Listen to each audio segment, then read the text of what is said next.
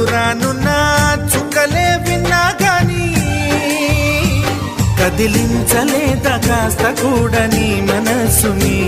పరదాలు దాటి ఒక్కసారి పలకరించవేమి అందరినీ ఇలా వెంటపడి అడగాల